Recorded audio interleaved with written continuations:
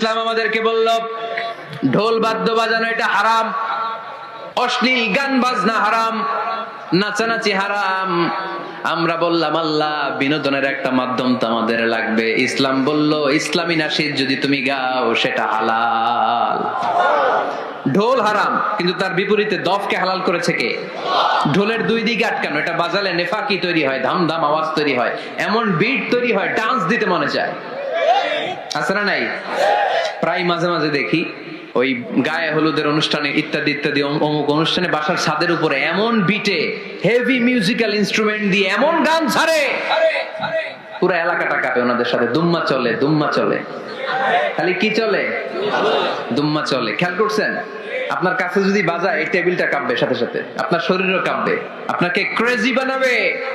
ইসলাম বলেছে না, যেটা তোমাকে ক্রেজি বানায়, যেটা তোমাকে অস্থির বানায়, যেটা তোমাকে অশ্লীল বানায়, ওটাকে হারাম করেছে কে? কিন্তু তার বিপরীতে সুস্থ বিনোদন আমাদের জন্য হালাল করে দিয়েছে কে?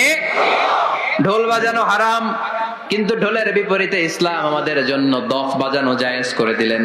আল্লাহর হাবিব সাল্লাল্লাহু আলাইহি ওয়াসাল্লাম যখন মক্কা থেকে হিজরত করে মদিনাতে গেলেন, মদিনার সানিয়াতুল ওয়াদা নামক জায়গায় মদিনার আবাল বৃদ্ধ বনিতা সাহাবারা, নারীরা, পুরুষেরা, ছোট্ট সোনামণিরা দফ হাতে নিয়ে